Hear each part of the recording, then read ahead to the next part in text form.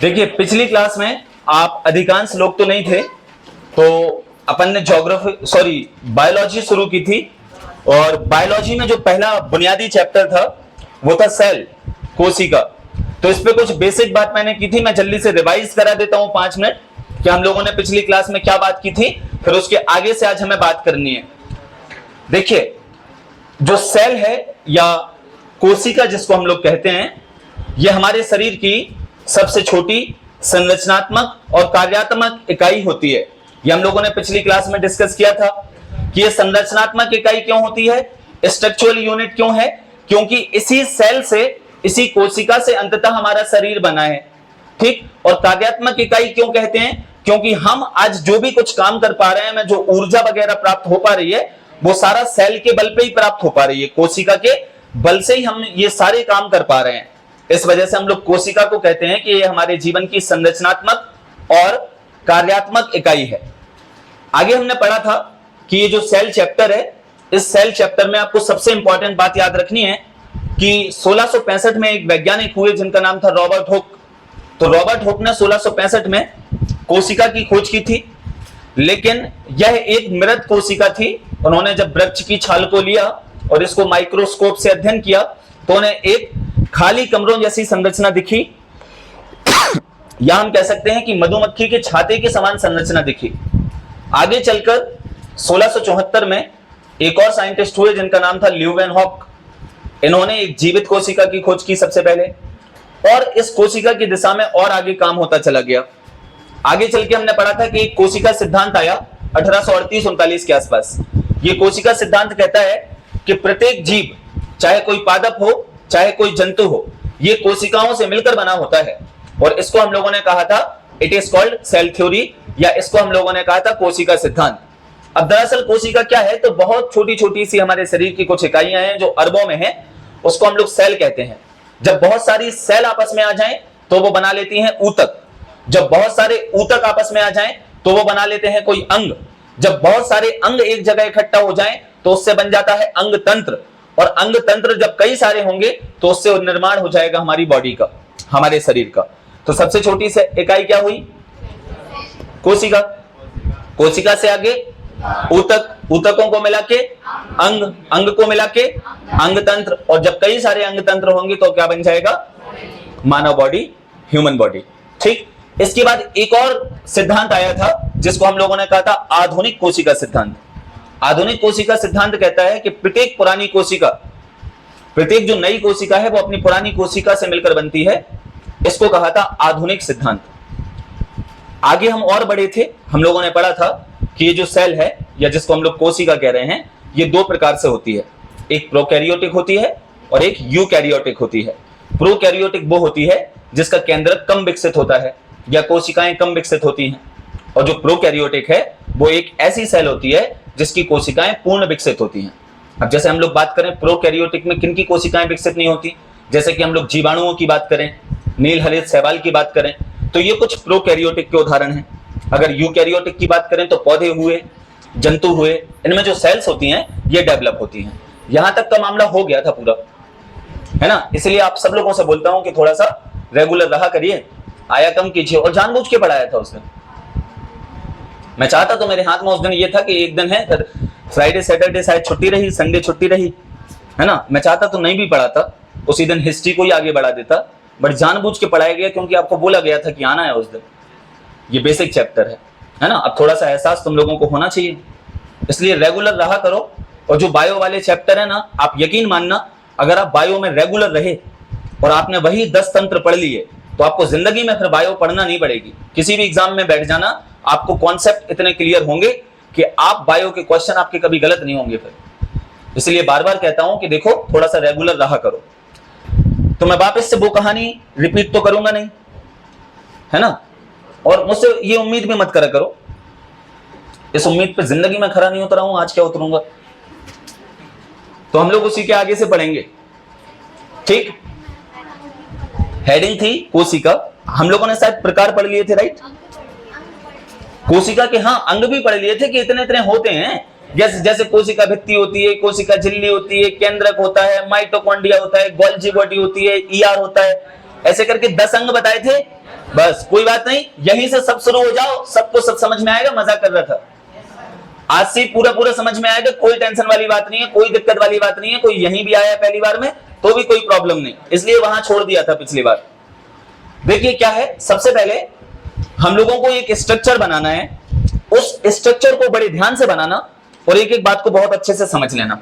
देखिए हम लोग एक तरफ एक पादप कोशिका लेके चलते हैं, एक प्लांट सेल लेके चलते हैं, पादप कोशिका जिसको बुलाया जाता है प्लांट सेल, ठीक है। और एक तरफ हम लेके चलेंगे जंतु कोशिका, ठीक है। अंतर नहीं है, ये चित्र बना रहे हैं और बायो में थोड़े से चित्र बनाने की कलाकारी सीख लेना, बिना चित्र के काम चलता नहीं है बायो में, ठीक है। तो एक हम लोग पढ़ेंगे एनिमल सेल और पहले देख लेते हैं प्लांट सेल, ठीक है। तो जंतु कोशिका और पादप कोशिका। सबसे पहले तो हमें यह देखना है कि दोनों के स्ट्रक्चर में क्या चेंजेस हैं, क्या चीज हैं, क्या अंग एनिमल सेल में होते हैं और प्लांट सेल में नहीं होते, या ऐसी कौन सी चीजें हैं जो प्लांट सेल में ज्यादा हैं लेकिन एनिमल सेल में नहीं है, ठीक। तो एक स्ट्रक्चर यहां बना रहा हूं बोर्ड पर, उसको फॉलो कर लेना और कायदे का बना लेना।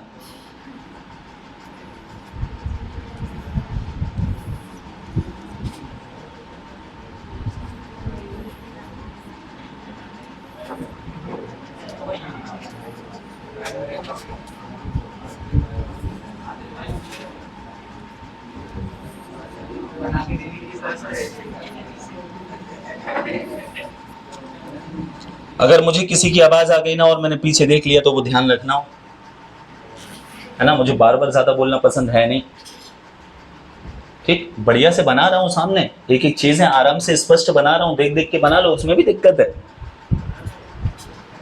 हाँ नहीं बनाना है,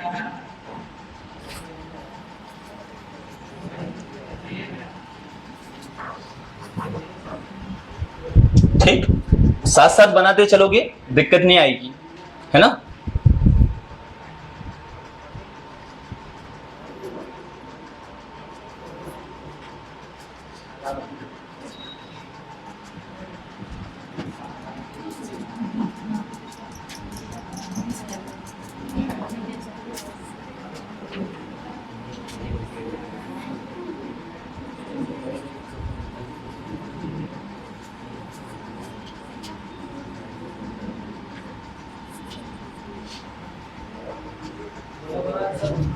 क्या करें?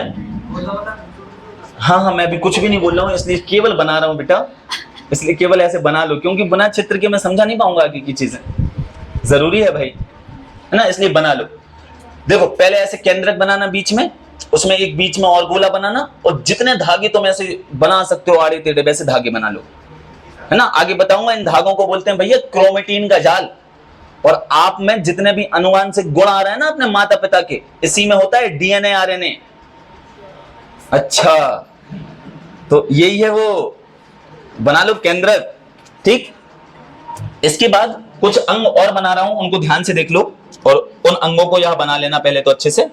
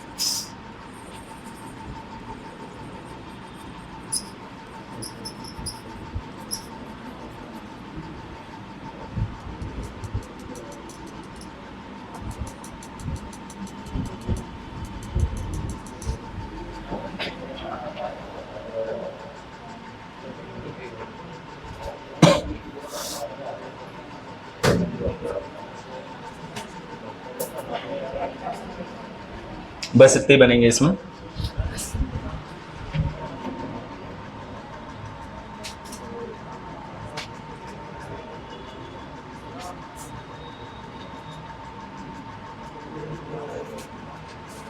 अब बहुत अच्छे से देखते चलो, देखो ध्यान से।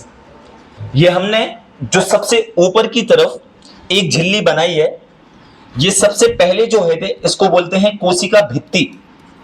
तो आप जल्दी से इसको मेंशन करते चलना कि जो भी हमने चित्र जहां बनाए हैं उसमें कौन सा अंग क्या है। तो ये जो सबसे ऊपर आपको परत दिख रही है, इसको बुलाया जाता है कोशिका भित्ति।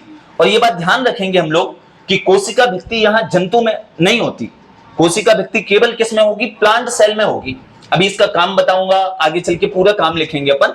तो जो सबसे पहला अंग है वो क्या है, कोशिका भित्ति। इसके बाद आपको देखो अंदर एक और परत दिख रही है जिसके अंदर ये सारे कंटेंट हैं। तो ये जो दूसरी परत आपको यहां दिख रही है, इस दूसरी परत को कहते हैं कोशिका झिल्ली। तो एक को कहते हैं कोशिका भित्ति और एक को कहेंगे कोशिका झिल्ली। ठीक है, तो दूसरा भाग क्या हो गया, दूसरा अंग क्या हो गया सेल का, कोशिका झिल्ली।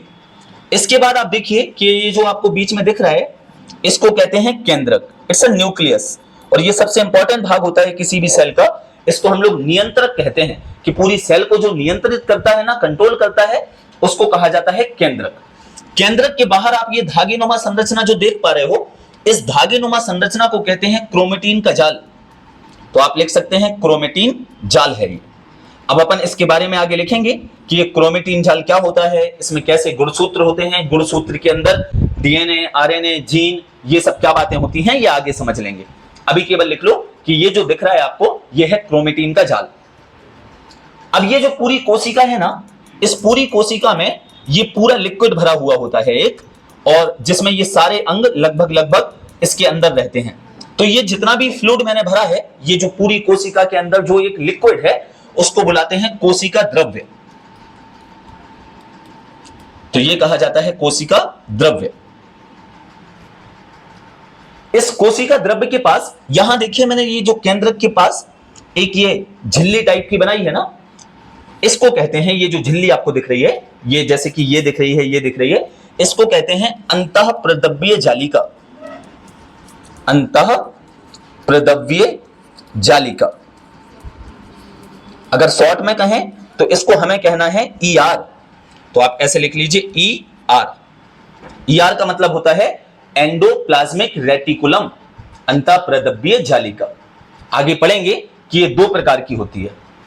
अच्छा, ये जो जालिका है ना, इस जालिका पे आपको कुछ डॉट डॉट दिख रहे हैं। तो इस ER के ऊपर जो डॉट डॉट जैसी संरचना है, इसको बुलाया जाता है राइबोसोम। तो ये होते हैं राइबोसोम। अब आप देखिए कि दोनों आपको अंतःप्रद्रव्य जालिका के ऊपर कुछ डॉट दिख रहे होंगे, उसको कहा जाएगा राइबोसोम। ये जो आपको दिख रहा है ना, ये जो एक बलियाकार संरचना, इसको कहा जाता है गोल्जी काय, या इसी को बुलाते हैं गोल्जी बॉडी या गोल्जी काय। गोल्जी काय के बाद यहां आपको एक ये खाली सा स्पेस दिख रहा है ना, इसको बोलते हैं रिक्तिका। तो ये होता है वैक्यूल्स, रिक्तिका। ठीक है, ये जो आपको ये जो तीन दिख रहे हैं ना, 1 2 3 इस तरीके से मैंने बना दिए हैं, इनको कहते हैं लाइसोसोम। ये कहलाता है लाइसोसोम। अभी अपन सबका काम जानेंगे कि आखिर क्या होता है। तो ये होता है लाइसोसोम। ठीक है, इसके बाद यहां जो एक अंग आप देख पा रहे हो ना, इसको कहते हैं पावर हाउस। पावर हाउस मतलब माइटोकॉन्ड्रिया। तो आप लिख सकते हैं ये कहलाता है माइटोकॉन्ड्रिया। ये कोशिका का पावर हाउस कहलाता है। कोई कठिन मठिन नहीं है, अभी सब याद करेंगे, देखना आप। ये कहलाता है माइटोकॉन्ड्रिया। और बस एक चीज और जो यहां मैंने प्लांट सेल में बनाई है, हालांकि मनुष्यों में नहीं होती, उसको कहते हैं लवक, है ना, प्लास्टिड बोलते हैं इसको, लवक। ये जंतु में नहीं होता। ठीक, तो इतने अंग आप लोग ध्यान रखना बस। क्या अपन ने बात की, फिर से देख लीजिए। कोशिका भित्ति सबसे ऊपर की परत होगी, उसके अंदर एक और परत होगी, उसको कोशिका झिल्ली कहेंगे। इस प्लांट सेल के बीच वाले हिस्से को केंद्रक कहेंगे। केंद्रक के अंदर क्रोमेटिन का जाल होगा। पूरा जो द्रव भरा हुआ है उसको कोशिका द्रव कहेंगे। एक अंग होगा जिसको माइटोकॉन्ड्रिया कहेंगे, एक और अंग होगा जिसको लाइसोसोम कहेंगे। केंद्रक के बाहर कुछ झिल्ली पाई जाएंगी जिनको अंतःप्रद्रव्य जालिका कहेंगे। इस झिल्ली के ऊपर कुछ डॉट डॉट जैसी संरचना होगी जिसको राइबोसोम कहेंगे। एक अंग और होगा जिसको गोल्जी काय कहेंगे। प्लांट सेल में एक चीज और एक्स्ट्रा होती है जिसको रिक्तिका कहते हैं, और एक होता है लवक। बस इतने अंग आपको याद रखने हैं। अब वापस इस तरफ आओ। ये जो जंतु कोशिका है ना, इस जंतु कोशिका में भित्ति नहीं होती। दरअसल भित्ति की जरूरत उसको पड़ती है जिसको मजबूती चाहिए। अगर हमारे अंदर कोशिका भित्ति होती तो हम हिलडुल भी नहीं पा रहे होते, जैसे पेड़ नहीं हिल पाते हैं, वो मूवमेंट नहीं कर पाते हैं, है ना।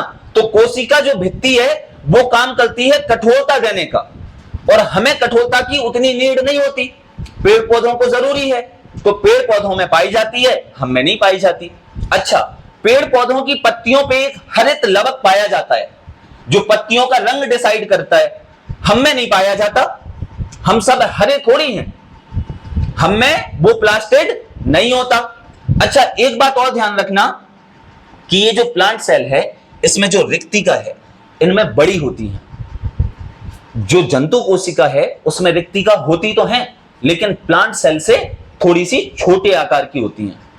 अब सवाल आ जाए, आखिर वो कौन सा अंग है या कौन से अंग हैं जो यहां प्लांट सेल में, मतलब पौधों की कोशिका में तो होंगे लेकिन जंतु में नहीं होंगे। तो एक तो हमारे में लवक नहीं होगा, एक हमारे में कोशिका भित्ति नहीं होगी, बाकी 8 हमारे में भी होंगे और 8 प्लांट सेल में भी होंगे। क्लियर है ये बात? अच्छा, तो आपने ये जो दूसरा चित्र यहां बनाया है, यहां भी हम लोग यही सब बना लेते हैं जल्दी से। तो जल्दी से एक केंद्रक बना लो, केंद्रक के अंदर इस तरीके से एक धागेनुमा संरचना बना लीजिए, और वापस सारे नाम वही हैं, सारे नाम वही हैं, बस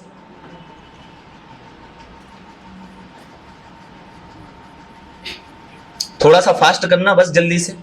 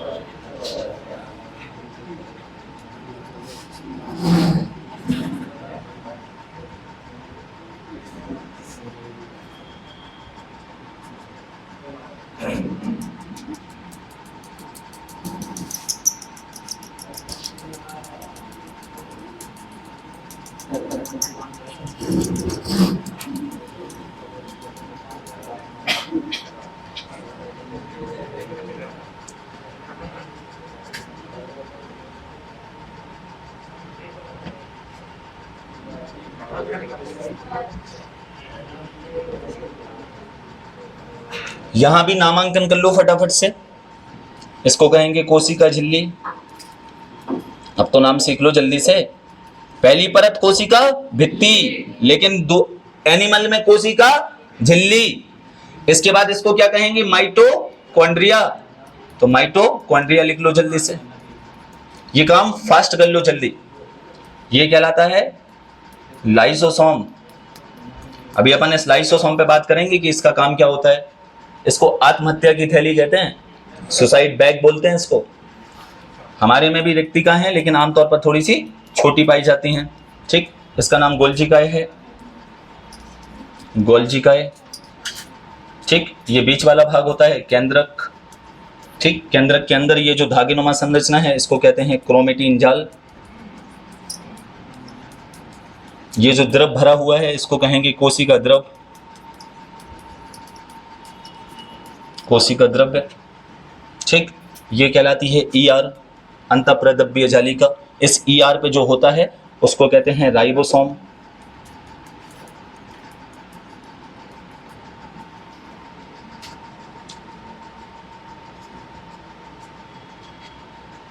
ठीक,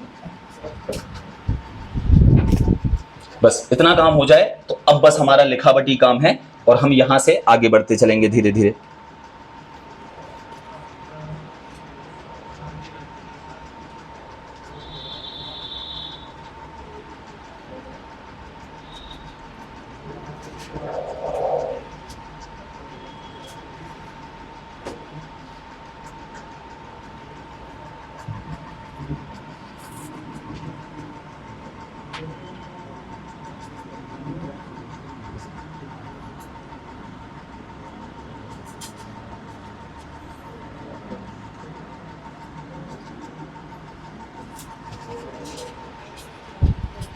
करें शुरू? यहां तक हो गया क्या सबका? नहीं हुआ? नहीं हुआ तो फटाफट से जल्दी से बना लो यार। तुम लोग तो ऐसे बहुत समय लोगे यार बायो में। फिर हो गया? बस अब ध्यान से सुनो, यहीं से पूरे सवाल आप लोगों के आना है, इसलिए प्लीज मैं बार बार कहूंगा इस चैप्टर को बहुत अच्छे से याद कर लेना। देखिएगा, हम लोग पहले अंग से शुरू करते हैं। जैसे हमारे पास सबसे पहला अंग है कोशिका भित्ति। फास्ट हेडिंग डाल लीजिए जल्दी से, कोशिका भित्ति। अब इस बात को समझिएगा जरा कि ये कोशिका भित्ति का क्या मामला है। तो देखिए, हम सबसे पहला पॉइंट क्या लिख सकते हैं? हम सबसे पहला पॉइंट लिख सकते हैं यह केवल पादप कोशिका में पाई जाती है। सही बात है कि नहीं बात है? हम लोगों ने क्या जंतु में पढ़ा था? नहीं पढ़ा था। तो आप ऐसा लिख सकते हो यह केवल पादप कोशिका में पाई जाती है। यह केवल पादप कोशिका में पाई जाती है। यह केवल पादप कोशिका में पाई जाती है। लिख लिया? ठीक, पादप कोशिका में पाई जाती है। इसके बाद अगली बात लिखना, यह कोशिका को, मतलब जो हमारी सेल है, यह कोशिका को कठोरता प्रदान करती है। तो यह कोशिका को कठोरता प्रदान करती है। तो यह कोशिका को क्या करेगी? थोड़ा सा स्टेबिलिटी देगी या कठोरता देने का काम करेगी। तो इसका काम क्या है? अंडरलाइन कर लेना, यह कोशिका को कठोरता प्रदान करने का काम करती है। ठीक, तीसरी बात ध्यान रखना है क्या, कि ये जो कोशिका भित्ति है यह सेल्यूलोज की बनी होती है। ये पूछा जाता है कि कोशिका भित्ति किससे बनी होती है, तो आपको याद रखना है कि कोशिका भित्ति किससे बनी होती है? सेल्यूलोज से बनी होती है। ये बहुत इंपॉर्टेंट बात है, अंडरलाइन कर लेना कि यह सेल्यूलोज से बनी होती है। ये तीन बातें खास बातें हैं, याद रह जाएंगी। ठीक, तो यह केवल प्लांट सेल में पाई जाएगी, पहली बात। दूसरी बात, इसका मुख्य काम क्या है कि यह उस सेल को जिसमें भी पाई जाती है उसको कठोरता देने का काम करती है। और तीसरी बात, यह किससे बनी होती है? सेल्यूलोज से बनी होती है। स्पष्ट हो गई बात? ठीक, चलिए इसके बाद इसी कोशिका भित्ति में नोट लगा लीजिए, क्योंकि नोट लगा के हमें कुछ खास बातें लिखनी है और हम मान के चलते हैं कि एग्जाम में कितना भी स्टैंडर्ड लेवल हो, कितना ही कैसा सवाल आए, वो हम पे बनना चाहिए। ठीक, तो नोट लगा के एक खास बात लिखना, इनकी प्रकृति पारगम्य होती है। नोट लगा के लिखिएगा, इनकी प्रकृति पारगम्य होती है। तो प्रकृति कैसी है इसकी? पारगम्य है। पारगम्य का मतलब खनिज पदार्थ, ये सब चीजें इस कोशिका भित्ति से अंदर आ सकती हैं और अंदर का कोई खराब मटेरियल है तो वो इसी से बाहर भी जा सकता है। पारगम्य का मतलब यही है ना कि आना जाना हो पाए। तो जो बाहर के पदार्थ हैं, जो आवश्यक तत्व हैं और वो कोशिका को जरूरी हैं, वो इस झिल्ली से आ सकते हैं। तो मतलब इसका नेचर कैसा है? परमेबल है, मतलब पारगम्य है। ठीक, तो ये चार बातें आपको विशेष तौर से ध्यान रखनी है। चार बातें क्या हैं? फिर से रिकॉल कर लो। यह केवल और केवल कोशिका भित्ति प्लांट सेल में पाई जाएगी। दूसरी बात क्या है इसका मुख्य काम? कि ये कठोरता देने का काम करेगी। तीसरी बात क्या, किससे बनी होगी? सेल्यूलोज से बनी होगी। और चौथी बात क्या, इसका नेचर, इसकी प्रकृति कैसी होगी? पारगम्य होगी। क्लियर है ये बात यहां तक? हाँ, अंदर बाहर का मतलब ऐसा है कि जैसे कि जल है, खनिज तत्व हैं, ये चीजें इस झिल्ली से आ जा सकते हैं, क्योंकि इनमें छोटे छोटे से रंध्र होते हैं। ऐसा जैसे हम एक तौलिया लें, वो तौलिया देखें तो वो हमारे पानी को सोख लेती है, छिद्र युक्त है, लेकिन ऐसे नहीं निकल पाओगे, उसको क्रॉस करके फाड़ के जाना पड़ेगा। कुछ इस तरीके का मामला है कि वो खनिज पदार्थों के लिए परमेबल है, पारगम्य है। हो गया इतना? चलिए आगे लिखिएगा जरा इसी नोट में अगली बात, और नोट लगा के लिखना, कवकों की कोशिका भित्ति। ये सवाल आया है, ध्यान रखना। कुछ कवक होते हैं, कुछ फंगी होते हैं, उन कवकों की कोशिका भित्ति काइटिन से बनी होती है। ये सवाल आया था, तो आप ये भी नोट लगा के याद रखना। क्या याद रखना? कि आमतौर पर कोशिका भित्ति जंतुओं में तो होती नहीं है। किसमें होती है? पादपों में होती है। और जब पादपों में होती है तो किससे बनी होती है? सेल्यूलोज से बनी होती है। लेकिन कुछ मात्रा में कवक जो होते हैं, जब हम जीवाणु विषाणु पढ़ेंगे ना, तब पढ़ रहे होंगे कवक, कि कवक क्या चीज होती है। तो इसी कवक में भी कोशिका भित्ति होती है, लेकिन कवकों की कोशिका भित्ति किससे बनी होती है? काइटिन से बनी होती है। यह सवाल आ चुका है, इसलिए ध्यान रखना। बस इतनी बातें आपको ध्यान देनी है। क्लियर है ये बात? चलिए अगला अंग क्या था? कोशिका झिल्ली। तो लिखो जरा हेडिंग कोशिका झिल्ली। अब आप मुझे एक बात बताइए, कोशिका झिल्ली का मामला प्लांट्स में है, एनिमल में है, दोनों में है। लिखो जरा कोशिका झिल्ली के बारे में। पहली बात, इसकी प्रकृति अर्धपारगम्य होती है। तो पहला पॉइंट लिखना, इसकी प्रकृति अर्धपारगम्य होती है। इसकी प्रकृति अर्धपारगम्य होती है, मतलब ये सेमी परमेबल होती है। अर्धपारगम्य का मतलब कि जरूरी नहीं है जितना भी कंटेंट है वो आर पार जा सके। जो जरूरी चीजें हैं वही आ पाती हैं अंदर, और अंदर की जो बेकार चीजें हैं वही जा पाती हैं बाहर, मतलब अर्धपारगम्य है। क्लियर है ये बात? चलिए दूसरा पॉइंट लिखो इसी कोशिका झिल्ली से। सेकंड पॉइंट पे लिखना, यह प्रत्येक कोशिका में पाई जाती है। यह प्रत्येक कोशिका में पाई जाती है। अब चाहे वो प्लांट की हो और चाहे एनिमल की हो, पादप कोशिका हो चाहे जंतु कोशिका हो, तो यह प्रत्येक कोशिका में पाई जाती है। आप सोच के चलिए ना यार कि इसी कोशिका झिल्ली के अंदर सारे अंग सुरक्षित हैं। अगर कोशिका झिल्ली ही ना होगी तो वो द्रव बाहर टूट जाएगा, बाहर चला जाएगा, माइटोकॉन्ड्रिया कहीं भग जाएंगे, गोल्जी बॉडी कहीं तैर रही होगी। ये झिल्ली के अंदर ही तो सुरक्षित है। तो यह प्रत्येक कोशिका में पाई जाती है,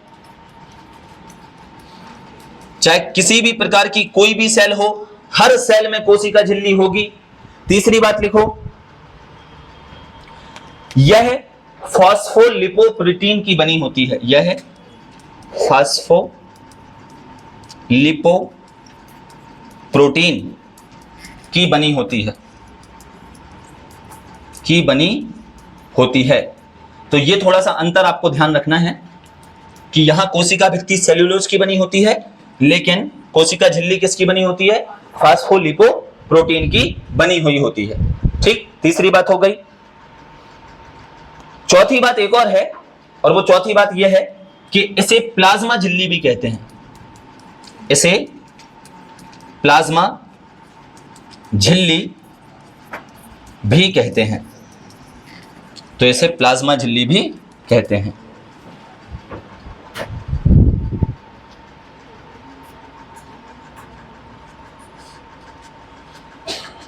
स्पष्ट है ये बात? तो ये चार बातें यहां से याद रखनी है। प्रकृति कैसी है? अर्धपारगम्य, हर कोशिका में पाई जाएगी। किससे बनी होगी? फॉस्फोलिपोप्रोटीन की बनी हुई होगी। और क्या कहेंगे इसको? प्लाज्मा झिल्ली कहेंगे। अब यहां देखिए जरा एक बार, देखिए ये जो पहली परत है और फिर ये जो दूसरी परत है, इसके अंदर सारे अंग सुरक्षित हैं। इसका मतलब है कि सेल के जितने भी अंग हैं उनको मजबूती देने का काम, उनको सुरक्षित रखने का काम इन दोनों झिल्लियों का है। तो जिनमें दोनों हैं सो वेल एंड गुड, और जिसमें केवल एक है तो उसका काम भी इन सारे अंगों को सुरक्षित करना है, क्योंकि इसी के अंदर पूरा द्रव भरा हुआ है, इसी के अंदर केंद्रक है, केंद्रक के अंदर ही हमारे जीवन की आनुवांशिक इकाइयां हैं। तो ये थोड़ा सा सुरक्षा देने का काम करती है अन्य अंगों का। तो हमने कितने अंग पढ़ लिए? हमने दो पढ़ लिए। हमने एक कोशिका भित्ति पे बात कर ली और हमने एक कोशिका झिल्ली पे बात कर ली। क्या क्या बातें थी फिर से रिकॉल करो, तब याद होगा। जितनी बार बोलोगे तो चीजें याद हो जाएंगी। कोशिका भित्ति केवल और केवल प्लांट सेल में होगी, पादप कोशिका में होगी। किससे बनी होगी? सेलुलोज की बनी होगी। नेचर कैसा होगा? पारगम्य होगा। क्लियर है इतनी बात? ठीक। कोशिका झिल्ली क्या होगी? कोशिका झिल्ली हर सेल में होगी, प्रत्येक कोशिका में होगी। किससे बनी होगी? फॉस्फोलिपोप्रोटीन से बनी हुई होगी। नेचर कैसा होगा? अर्धपारगम्य होगा। ये कोशिका झिल्ली जो दूसरी परत है वो सेमी परमेबल होगी। क्लियर है इतनी बात? और आगे बढ़ा जाए। चलिए, तो अगला जो अंग था हमारा, वो अगला अंग जो है वो है केंद्रक। और मोस्ट इंपॉर्टेंट बात है, ध्यान रखना, अब हम कोशिका का सबसे मेंटेनेंस हाउस पढ़ रहे हैं, कोशिका के नियंत्रक को पढ़ रहे हैं, और जो पूरी कोशिका को कंट्रोल कर रहा है उसको कहते हैं केंद्रक। ठीक, तो न्यूक्लियस इसको बोलते हैं, केंद्रक इसको कहा जाता है। क्या इससे बातें हैं? जैसे पहली बात लिखो, 1831 में रॉबर्ट ब्राउन,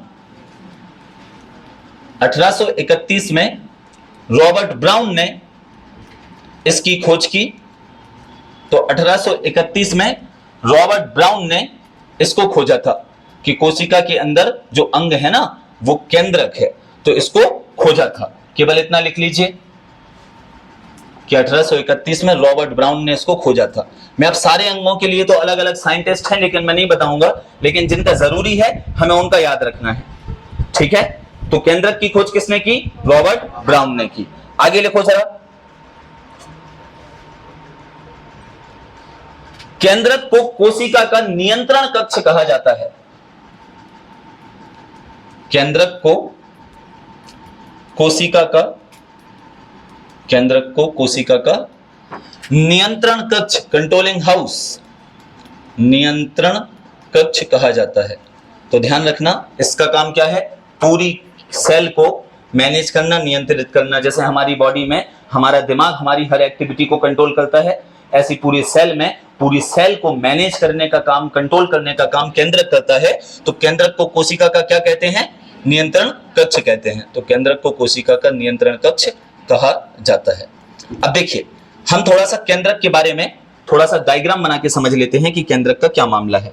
देखिए, हमने केवल केंद्रक को उठा लिया। आप समझ पा रहे हो हम किसकी बात कर रहे हैं? हम केवल अब इस अंग की बात कर रहे हैं। तो हम इसी अंग को यहां देख लेते हैं कि वो क्या है। ये जो केंद्रक है, इस केंद्रक के बीच में भी एक भाग होता है। तो जो बीच वाले भाग को है ना, उसको कहते हैं केंद्रिका। इस पूरे को क्या कह रहे हैं? केंद्रक। बीच वाले को क्या कह रहे हैं? केंद्रिका। इस केंद्रक के अंदर भी एक लिक्विड भरा हुआ होता है, और जो केंद्रक के अंदर जो लिक्विड भरा हुआ होता है उसको कहते हैं केंद्रक द्रव्य। क्या कहते हैं? केंद्रक द्रव्य। तो जो कोशिका के अंदर भरा हुआ था, कहां भरा हुआ था? ये भरा हुआ था। इसको क्या कहते थे? कोशिका द्रव्य। और जबकि जो केंद्रक के अंदर भरा हुआ है उसको क्या कह रहे हैं? केंद्रक द्रव्य कह रहे हैं। इसी में हम लोगों को एक धागे की संरचना मिली थी। इस धागे की संरचना को हमने क्या कहा था? क्रोमेटिन का जाल। तो आप लिख लो क्रोमेटिन जाल। तो केंद्रक के अंदर भी केंद्रिका है, इसके अंदर एक लिक्विड भरा हुआ है, उस लिक्विड को हम लोग केंद्रक द्रव्य कह रहे हैं। इसमें एक धागेनुमा संरचना है जिसको हम लोग क्रोमेटिन का जाल कहते हैं।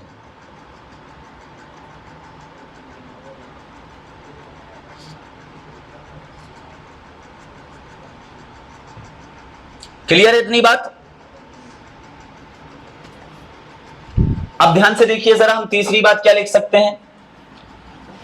तो देखिए, ये जो केंद्रक है जिसको हम लोग नियंत्रण कक्ष कह रहे हैं, इसी केंद्रक के अंदर, तो लिखना केंद्रक के अंदर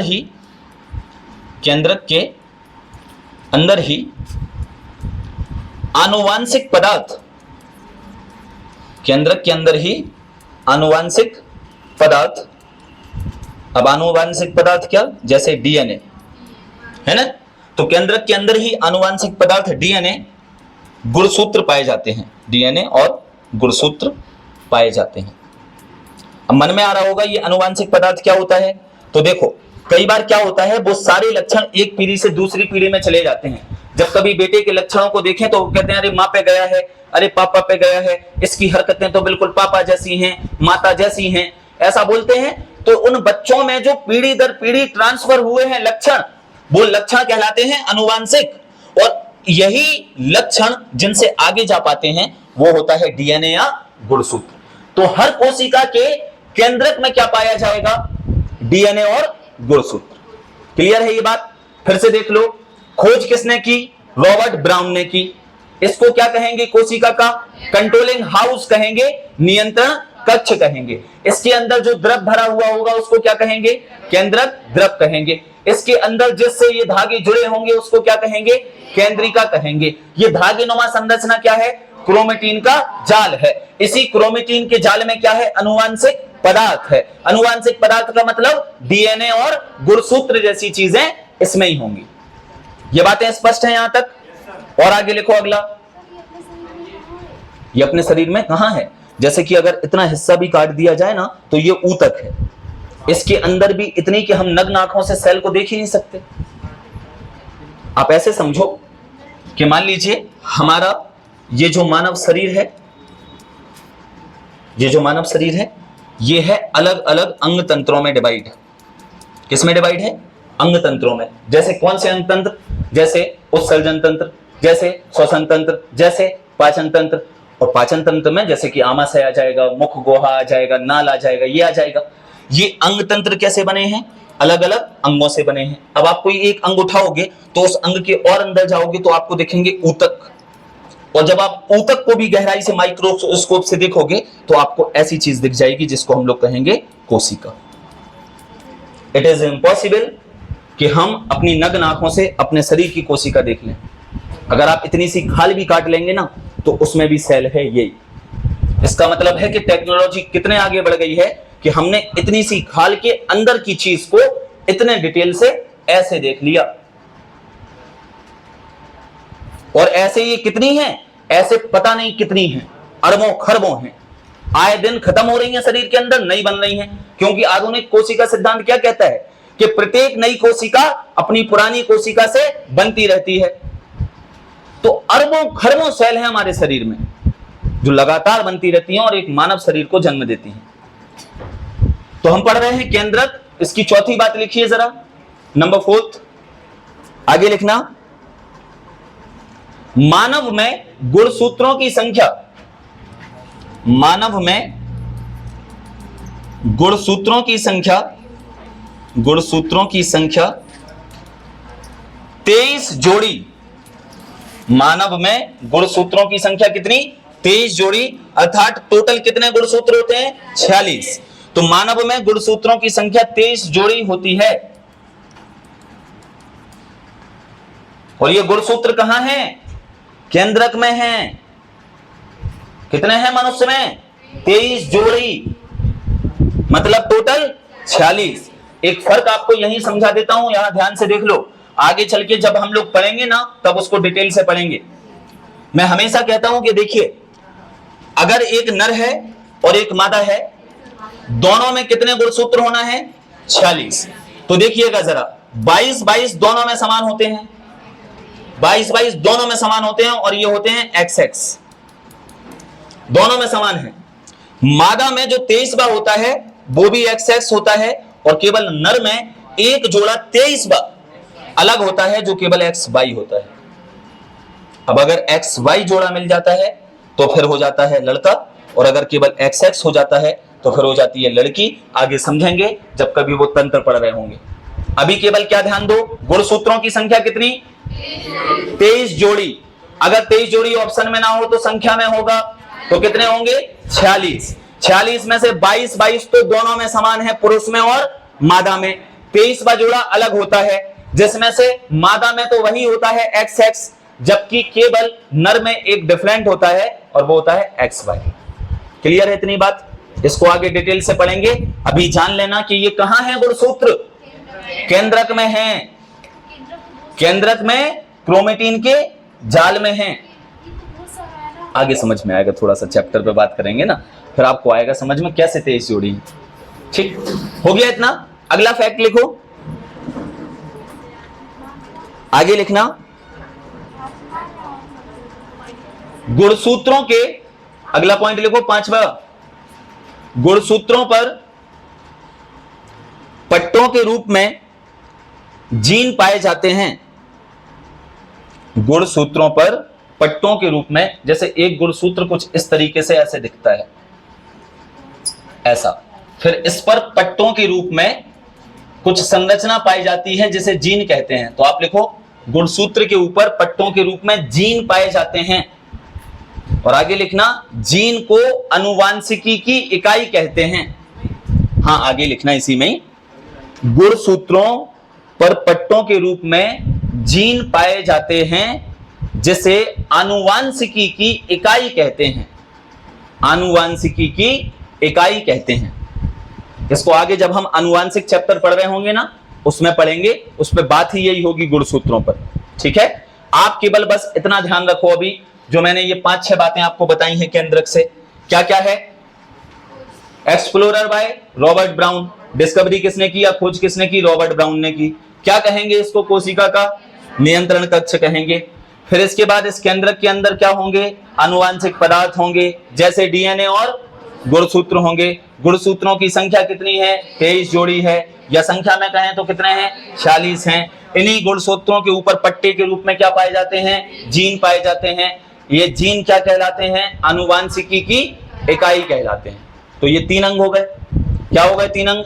कोशिका भित्ति पे बात हो गई, कोशिका झिल्ली पे बात हो गई। तीसरा अंग जो सबसे इंपॉर्टेंट था वो क्या था? केंद्रक। इसके बाद आगे लिखो, हेडिंग डालो, अंतः प्रदब्बीय जालिका,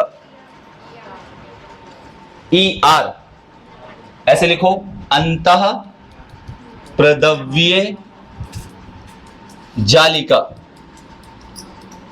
इसको बुलाते हैं एंडोप्लाज्मिक रेटिकुलम, एंडोप्लाज्मिक रेटिकुलम, या हम लोग शॉर्ट में क्या कह देते हैं?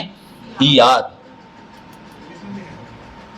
लिख लो तो अच्छा रहेगा। कई बार वो ऐसी हरकत कर दिया ना और ऐसे लिख दिया एंडोप्लाज्मिक रेटिकुलम, तो सोचते ही रह जाओगे कि था क्या, और जबकि आता होगा, है ना। इसलिए ऐसा ना हो। तो कई बार कई शब्दों की अंग्रेजी भी जान लो।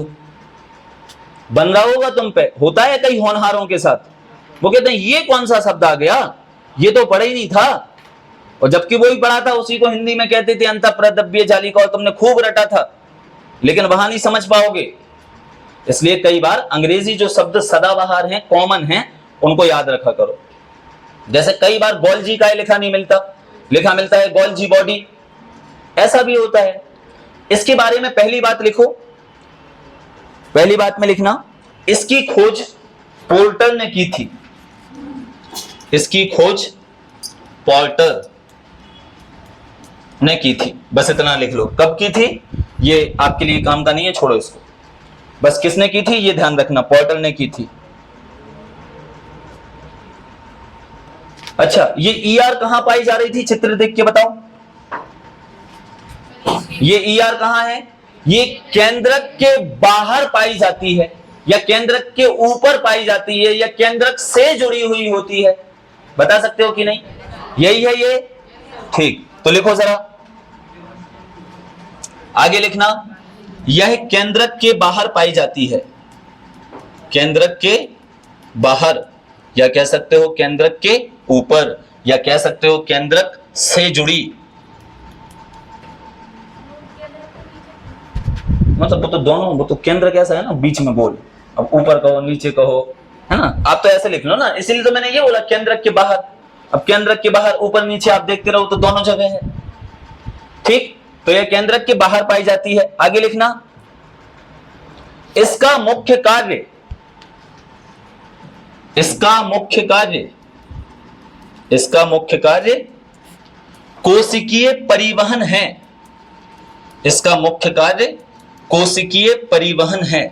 कोशिकीय परिवहन का मतलब क्या हुआ कि कोशिका को आवश्यक तत्व एक स्थान से दूसरे स्थान पहुंचाने का काम यही कर रही है, कि कोशिका के अंगों को जिन जिन चीजों की जरूरत है अपना अस्तित्व बनाए रखने के लिए, तो उन आवश्यक पदार्थों को एक स्थान से दूसरे स्थान तक पूरी कोशिका को भेजती रहती है ये। तो इसका काम किसका है? परिवहन का काम है। और कैसा परिवहन? कोशिकीय परिवहन, रोड पे परिवहन नहीं। कहां परिवहन? कोशिका के अंदर। तो ऐसे परिवहन को क्या कहोगे? कोशिकीय परिवहन। तो इसका मुख्य काम क्या हुआ? कोशिका में पदार्थों का परिवहन। इसके बाद आगे लिखो, यह 2 प्रकार की होती है। यह 2 प्रकार की होती है। यह 2 प्रकार की होती है। अब ध्यान से सुन लो, 2 प्रकार की कौन सी? एक को कहते हैं खुरदुरी और एक को कहते हैं चिकनी।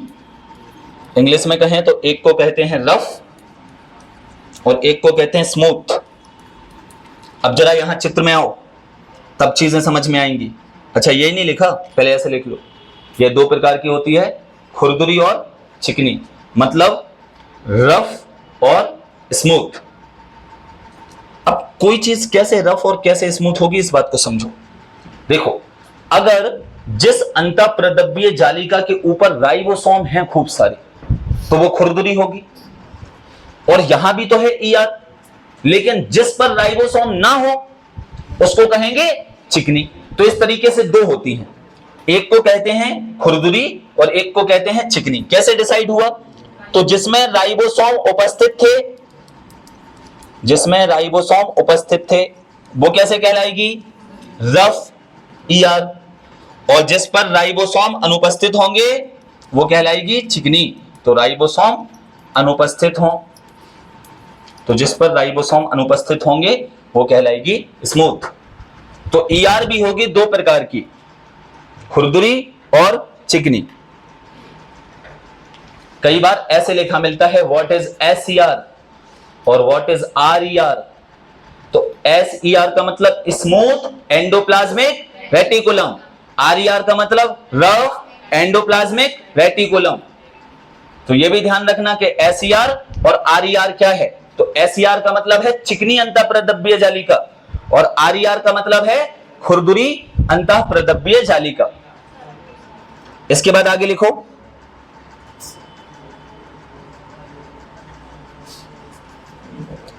ईआर को इसलिए जाना जाता है, पांचवें पॉइंट में लिखना, ईआर को इसलिए जाना जाता है, ईआर को इसलिए जाना जाता है क्योंकि यह कोशिका के अंदर परिवहन के लिए जिम्मेदार है।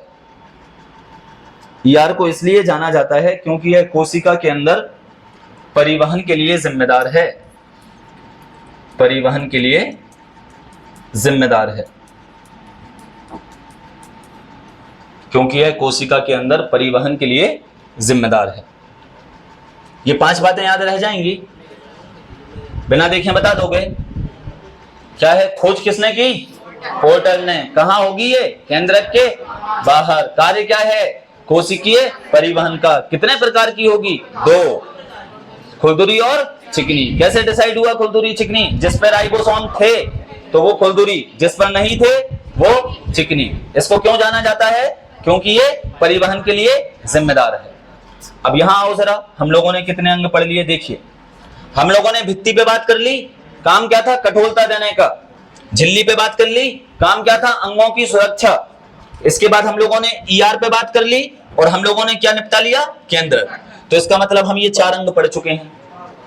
अभी भी क्या बचे हैं? ये जितने बाकी हैं। तो अगला अंग लिखो जरा जल्दी से, राइबोसोम। हेडिंग डालो, राइबोसोम। हेडिंग डालिए राइबोसोम। ये एक इंटरेस्टिंग सी चीज है कि राइबोसोम क्या होते हैं। ठीक, लिखो जरा राइबोसोम से पहली बात, इसकी खोज पैलाडे ने की थी। तो खोज में लिख लो, डिस्कवरी किसने की? उनका नाम है पैलाडे। केंद्रक की किसने की थी? रॉबर्ट ब्राउन ने। ठीक है। ईआर की किसने की? पोर्टर ने। राइबोसोम की किसने की? पैलाडे ने। इसके बाद दूसरा पॉइंट लिखो, कहां पाए जाते हैं ये? तो ईआर की सतह पर। अरे ईआर के ऊपर थे ना, जिस ईआर के ऊपर थे सो बस उसने ईआर को क्या बना दिया था? रफ। तो ये हमेशा कहां पाए जाएंगे? ईआर मतलब अंतःप्रद्रव्य जालिका की सतह पर पाए जाएंगे। तो ईआर की सतह पर पाए जाते हैं। इसके बाद आगे लिखो, हाँ तो उसमें नहीं पाए जाते हैं तो, लेकिन आप ऐसे लिख सकते हैं कि ईआर की सतह पर। अब जिस पे होगा तो वो उसको रफ और चिकना बना देगा और कहीं ज्यादा पाए नहीं जाएंगे ना। इसके बाद आगे लिखना अगला नंबर थर्ड, कार्य। इसका कार्य क्या है? तो कार्य में लिखना, इसका कार्य है प्रोटीन का संश्लेषण करना। इसका कार्य है प्रोटीन संश्लेषण। तो ये प्रोटीन का क्या करेगा? संश्लेषण करेगा। बात समझ में नहीं आ रही? प्रोटीन संश्लेषण का मतलब क्या? अरे भाई ऐसे लिख लो, प्रोटीन का निर्माण करेगा। लो अब सही है कि कोशिका के अंदर प्रोटीन बनाने का काम किसका है? राइबोसोम का है। और चूंकि ये प्रोटीन बना रहा है इसलिए इसको जाना जाता है अन्य नाम, अदर नेम से, और कहते हैं प्रोटीन फैक्ट्री। तो लिख लो, इसको कहते हैं प्रोटीन फैक्ट्री। कि हमारी कोशिका के अंदर वो कौन सी फैक्ट्री है जहां प्रोटीन बन रहा है? तो वो राइबोसोम है जो हमारे शरीर में प्रोटीन का निर्माण करता है। प्रोटीन का क्या काम होता है हमारे शरीर में? ये हमारी शरीर की मरम्मत करता है, कोशिकाओं को बढ़ने में मदद करता है। इसलिए जिम वाले बंदे प्रोटीन के डिब्बे खाते रहते हैं ताकि उनकी मसल्स बढ़े। यही है ना मामला? हाँ, जैसे मैं कहता हूँ डिब्बे डिब्बे छोड़ो, दाल में सबसे प्रोटीन होता है, बढ़िया दाल लाओ मूंग की, पानी में गलाओ, सुबह सुबह खाओ, मिल गया दिन भर के लिए प्रोटीन। प्रोटीन हाँ, लेकिन उससे वो मसल मसल नहीं बन पाते हैं ना। हाँ कोई बात नहीं, अभी अभी ये बना लो मसल, उनसे अच्छे दिखोगे, है ना। एक गवर्नमेंट जॉब वाला और एक बॉडी वाले से अच्छा क्या? गवर्नमेंट जॉब वाला, है ना। ऐसा है मामला। हो गया इतना। तो इसका काम क्या है? प्रोटीन का निर्माण करना। दैट्स वाई हम इसको क्या कहेंगे? प्रोटीन फैक्ट्री कहेंगे। आगे हेडिंग डालो माइटोकॉन्ड्रिया, अगला अंग पढ़ो जल्दी से। इतना हो गया। इसको कहते हैं प्रोटीन फैक्ट्री, ये कहलाएगी प्रोटीन फैक्ट्री, राइबोसोम। आगे बढ़ जाएं। इसके बाद एक और अगला अंग है जिसका नाम है माइटोकॉन्ड्रिया। ये तो क्लास 6-7 में पढ़ा दिया जाता है ना। और कोशिका वाला चैप्टर अगर कोई बायो वायो से है ना, तो वो तो ये सब पढ़ के ही आया होगा। और बाकी में पता नहीं कि रट मट के तुम लोगों ने पास कर ली हो तो कह नहीं सकते। माइटोकॉन्ड्रिया लिखो जरा। इसकी खोज जिसने की है उसका नाम है अल्टमाइन। तो खोज जिसने की है नाम है अल्टमाइन। जल्दी से करो, हमें आज चैप्टर ही खत्म करना है पूरा। तो खोज की है अल्टमाइन ने। नाम कैसे याद रहेगा खोजों का? बार बार पढ़ेंगे याद हो जाएगा। दरअसल क्या है, ये हमारे भारत के नहीं है कि अपन उनके नाम रखें रमेश महेश सुरेश फटाफट से याद कर लें, है ना। अब हमारे याद ना हो पाने की वजह से उनके नाम सरल नहीं होंगे, हमें याद करना पड़ेगा। बार बार पढ़ेंगे याद हो जाएगा। जैसे बताओ बीएल केंद्रक की किसने की? रॉबर्ट ब्राउन ने की। ईआर की किसने की? पोर्टर ने की ना। राइबोसोम की किसने की? पैलाडे ने की। माइटोकॉन्ड्रिया की किसने की? अल्टमाइन ने की। पढ़ो तो सही 10 बार, याद हो जाएगा। आगे लिखो नंबर 2। तो ऐसे याद में करने की दवाई होती है, हम सबको बता देते। दवाई ले आओ, याद कर लो, मिलती है मेडिकल पे याद करने की दवाई। वाह यार, खा के तुम बुद्धिमान हुए नहीं, काम नहीं कर रही सही से। अच्छा आयुर्वेदिक है, बाद में परिणाम देगी।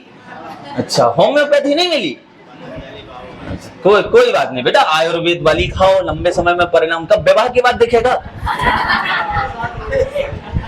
अरे यार, अब अभी दिखे परिणाम तो मजा है, शादी के बाद दिखेगा परिणाम तो क्या मतलब? वो वैसे ही नहीं रहने देगी तुम्हें बुद्धिमान। नंबर 2, खूब खाओ खूब खाओ। नंबर 2 पे आगे लिखना, इसको कहते हैं ऊर्जा ग्रह, या इसको कहते हैं कोशिका का पावर हाउस।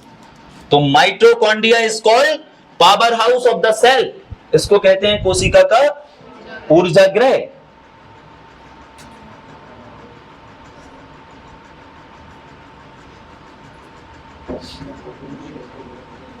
क्यों ऊर्जा ग्रह कहते हैं? तो तीसरे नंबर पे लिखना, इसका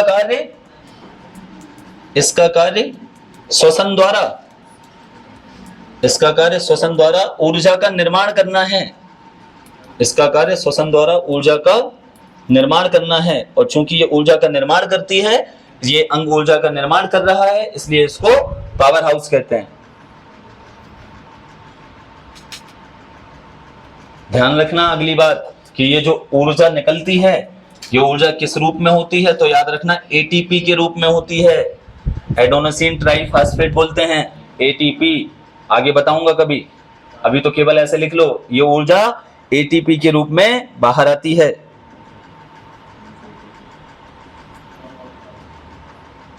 एक बात और लिख लो बस, माइटोकॉन्ड्रिया एक ऐसा अंग है ना जिसका खुद का डीएनए होता है। वरना कोशिका में डीएनए तो कहां होता है? केंद्रक के अंदर होता है, लेकिन इस माइटोकॉन्ड्रिया का खुद का डीएनए होता है। तो आप ऐसे लिखना, इसका खुद का डीएनए होता है, इसका खुद का या स्वयं का डीएनए होता है। डीएनए क्या होता है? आनुवंशिक पदार्थ होता है। तो इसके पास है खुद का डीएनए, और चूंकि इसका खुद का डीएनए है ना, इसलिए इसको किसको? माइटोकॉन्ड्रिया को, इसको ऑटोनॉमस पार्ट बोलते हैं। तो लिखो इसको अर्धस्वायत्त अंग। अर्धस्वायत्त मतलब है ऑटोनॉमस, तो इसको अर्धस्वायत्त अंग कहते हैं। अर्धस्वायत्त अंग का मतलब है कि पूरी तरीके से तो अंग नहीं है, लेकिन हाँ अंग जैसा कुछ कुछ रिएक्ट करता है क्योंकि उसके पास खुद का डीएनए है, इसलिए इसको ऑटोनोमस पार्ट बोलते हैं कोशिका का। ये बहुत इंपॉर्टेंट सवाल है, इंपॉर्टेंट लगा लेना, पूछा जाता है कि कोशिका का कौन सा अंग है जिसके पास खुद का डीएनए है, तो वो है माइटोकॉन्ड्रिया, और खुद का डीएनए है इस वजह से इसको ऑटोनोमस पार्ट कहते हैं, अर्ध स्वायत्त अंग कहते हैं। ऊर्जा का निर्माण कर रहा है इसलिए पावर हाउस कहते हैं। ये ऊर्जा किस रूप में होती है? एटीपी के रूप में होती है। खोज किसने की थी? अल्टमाइन ने की थी। क्लियर है इतनी बातें? और आगे बढ़ जाएं, यहां तक हो गया। चलिए माइटोकॉन्ड्रिया के बाद अगला अंग लिखो। तो माइटोकॉन्ड्रिया के बाद जो अगला अंग है उसका नाम है लाइसोसोम। हेडिंग डालो जल्दी से, लाइसोसोम। लाइसोसोम। अब लाइसोसोम के बारे में जान लेते हैं कि क्या बातें हैं। जैसे इसकी खोज की है डी डूबे ने। अब आपका काम और कठिन पे कठिन होता जा रहा है।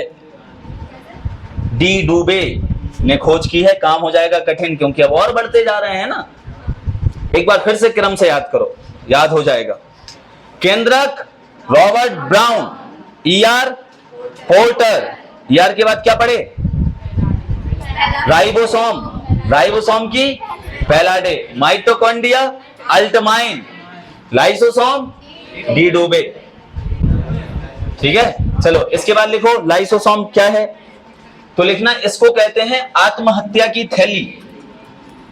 आत्महत्या की थैली। तो लिखना इसको बुलाते हैं सुसाइड बैग।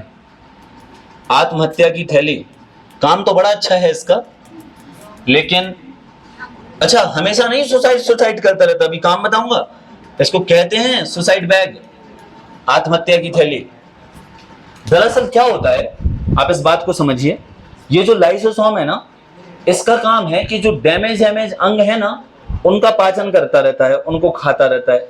लेकिन कई बार जब वो फुलफिल हो जाता है पूरा, तो ये खुद फट जाता है।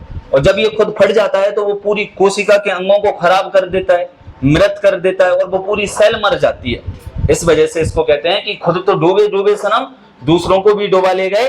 तो यही मामला है कुछ। तो इसको कहते हैं आत्महत्या की थैली, सुसाइड बैग। आगे लिखो नंबर 3। इसका कार्य होता है पाचन का। पाचन किसका? जो डैमेज सेल है ना, पाचन का। तो ये कोशिका के अंदर रहकर दूसरे अंगों को, जो खराब अंग हैं, उनका भक्षण करता रहता है, उनको खाता रहता है। और कई बार जब पेट फुल हो जाता होगा तो ये फट जाता है, और फट जाता है तो वो मटेरियल पूरा बाहर, और वो बाहर के अंगों को खाना शुरू कर देता है। कई बार तो भूख ज्यादा लगती है तो दूसरे अंगों को ही खा जाता है जो सही भी है। सीरियसली मजाक नहीं कर रहा हूं। हमारे शरीर में आए दिन सैकड़ों कोशिकाएं मर रही हैं, सैकड़ों नई बन रही हैं, ऐसा होता रह रहा है। तो जो कोशिका के अंगों का पाचन है, ये कौन कर रहा है? लाइसोसोम। आगे लिखो, यह है जल अपघटक। यह जल अपघटक, यह जल अपघटक एंजाइम से भरी, यह जल अपघटक एंजाइम से भरी थैली है। यह जल अपघटक एंजाइमों से भरी एक थैली होती है। ठीक है, आगे लिखना, यह खराब, ऐसे लिखिएगा, यह टूटे फूटे कोशिकांगों, यह टूटे फूटे कोशिकांगों मतलब कोशिका के अंगों, तो यह टूटे फूटे कोशिकांगों का भक्षण करती है, उनको खाने का काम करती है, उनको पचाने का काम करती है। और चूंकि यह हमारे सेल के अंदर जो टूटे फूटे भाग हैं या टूटे फूटे अंग हैं, उनकी सफाई वगैरह करती रहती है ना, इसलिए इसको सफाई कर्मचारी भी कहते हैं। क्लीनर, हमारी कोशिका का क्लीनर भी कहलाता है ये, तो सफाई कर्मचारी भी इसको कहते हैं। इसकी सैलरी, ये जिंदा है, यही उसकी सैलरी है। तो यह कोशिकांगों का भक्षण करती रहती है और अर्थात सफाई करती रहती है। दैट्स व्हाई इसको कोशिका का सफाई कर्मचारी कहते हैं। इतनी बातें याद रखना है लाइसोसोम से। खोज फैला देने की, आत्महत्या की थैली कहते हैं, काम है पाचन, ये एक बैग है जो जल अपघटक एंजाइमों से भरा हुआ है, टूटे फूटे कोशिकांगों का भक्षण करती है, दैट्स वाई इसको सफाई कर्मचारी कहते हैं। हो गया, सॉरी डी डूबे ने की थी जी। आगे लिखो, इसके बाद लिखना अगली हेडिंग रिक्तिका।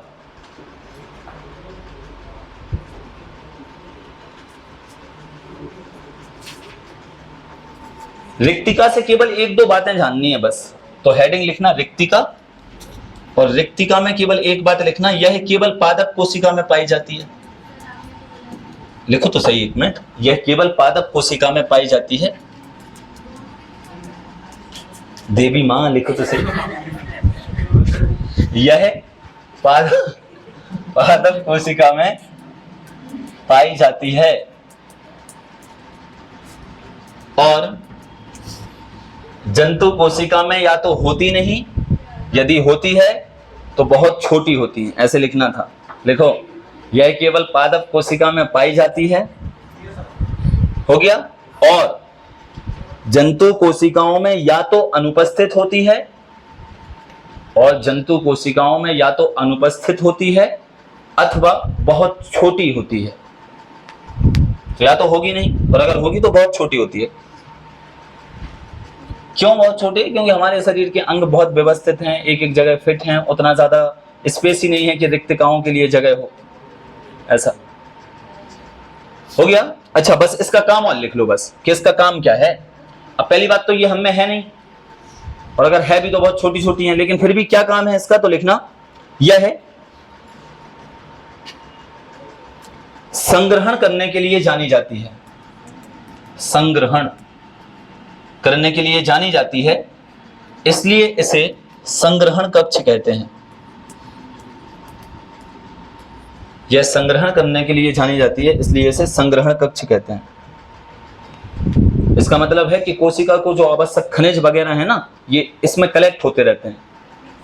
जैसे पौधे हैं ना, पौधों को हम लोग पानी आनी दे दें, है ना, जल खनिज लवण उनको दे दें, तो वो पौधों में क्या करती है, उन पानी को, खनिज तत्वों को अपने पास सुरक्षित रख लेती है, और जरूरत पड़ती है तो दिन भर यूज करती रहती है, ऐसा।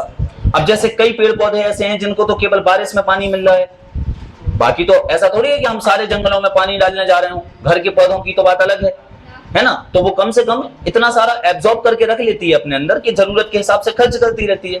जैसे ऊंट को पता है, ऊंट एक बार में पानी पी लेता है, फिर कई दिन तक नहीं पीता है, सुरक्षित रख लेता है अपने कुएं में। ऐसे ही कुछ मामला है कि रिक्तिका क्या करती है, ये संग्रहण का काम करती है। इस वजह से इसको क्या कहते हैं, कलेक्टिव हाउस, संग्रहण कक्ष कहते हैं। रिक्तिका के बाद एक और लिख लो बस लास्ट, फिर बाकी का कल देखेंगे। हेडिंग डाल लीजिए गोल्जीकाय। तो जो अगला अंग है वो है गोल्जीकाय। ठीक, अभी काम करो, अच्छा इसको यहीं छोड़ो, हम 5 मिनट में ये रिवाइज कर लें पूरा मामला कि हम क्या पढ़ गए आज। ये सबसे इंपॉर्टेंट बात है, यहां देख लो बहुत अच्छे से।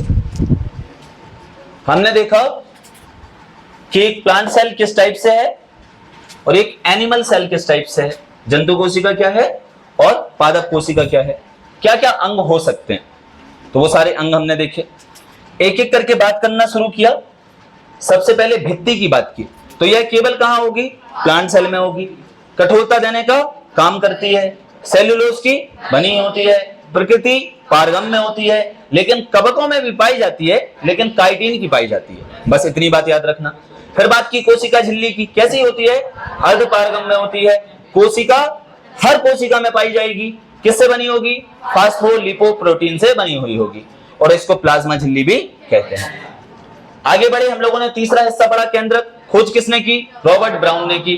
क्या काम है, कोशिका को कंट्रोल करने का काम है, मतलब नियंत्रण कक्ष है। इसके अंदर एक द्रव भरा हुआ होता है, उसको केंद्रक द्रव कहते हैं। बीच में एक गोलनुमा संरचना होती है, उसको केंद्रिका कहते हैं। इससे एक धागा जुड़ा होता है जिसको क्रोमेटिन का जाल कहते हैं। केंद्रक के अंदर ही क्या होते हैं, आनुवांशिक पदार्थ। आनुवांशिक पदार्थ क्या, डीएनए, गुणसूत्र। मानव में कितने गुणसूत्र, 23 जोड़ी, अर्थात संख्या में 46 होते हैं। इन गुणसूत्रों पर कुछ पट्टे होते हैं जिनको जीन कहते हैं। जीन को ही आनुवांशिकी की इकाई माना जाता है। आगे बढ़े, हमने पढ़ा ईआर। खोज किसने की, पोर्टर ने की। कहां होगा, केंद्रक के बाहर होगा। मुख्य काम क्या है? परिवहन का है। कोशिकीय परिवहन करता रहता है। कितने प्रकार की? 2 प्रकार की, रफ और स्मूथ। जिस पर राइबोसोम होंगे वो रफ होगा, जिस पर नहीं होंगे वो चिकनी होगी। किस लिए जाना जाएगा? परिवहन के लिए। आगे हमने बात की राइबोसोम, खोज किसने की? पैलाडे ने। कहां होंगे? ईआर की सतह पर होंगे। काम क्या है? प्रोटीन का निर्माण करना, इसलिए इसको प्रोटीन फैक्ट्री कहते हैं। राइबोसोम के बाद अगला पड़ा माइटोकॉन्ड्रिया। खोज किसने की? अल्टमाइन ने की। ऊर्जा ग्रह कहलाता है। इसका काम क्या है? श्वसन के माध्यम से ऊर्जा को बनाना। ये ऊर्जा किस रूप में होगी? एटीपी के रूप में होगी। इसका खुद का डीएनए होता है, इस वजह से ये ऑटोनोमस पार्ट कहलाता है। ठीक है। माइटोकॉन्ड्रिया के बाद हमने पढ़ा लाइसोसोम। खोज किसने की? डी डुबे ने की। क्या कहते हैं? सुसाइड बैग कहते हैं, आत्महत्या की थैली कहते हैं। काम क्या है? शरीर के टूटे फूटे अंगों का पाचन कर लेना। इसमें क्या होता है? जल अपघटक एंजाइम से भरी एक थैली होती है जो टूटे फूटे कोशिकांगों का भक्षण कर कर कोशिका की सफाई करती रहती है, इसलिए इसको सफाई कर्मचारी कहते हैं। और आगे बढ़े, हमने पढ़ा रिक्तिका। यह केवल किस में होगी? पादप कोशिका में होगी। जंतु में पहली बात तो होगी नहीं, और अगर होगी तो बहुत छोटी छोटी होगी। इसका काम क्या है? संग्रहण का, इसलिए इसको क्या कहेंगे? आगे का मामला कल देखेंगे, और कल सेल को खत्म करके